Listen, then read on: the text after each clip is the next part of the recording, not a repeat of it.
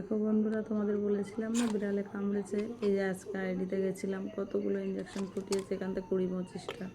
এই হাতে দুটো, এই হাতে একটা। আর কি করব এখন, এই এত বড় বড় ওষুধ আমায় খেতে হবে। এত কষ্ট জানো, মাথা ঘুরে পড়ে গেছিলাম। এইখানে ইঞ্জেকশন এত ফুটিয়েছে, দেখো হাড়টা ফুলে আসে। এই এখন ওষুধ খাওয়া,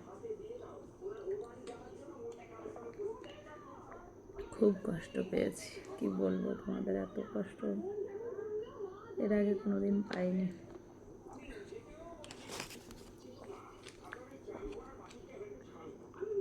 এই দেখো ওষুধ সব খেতে হচ্ছে।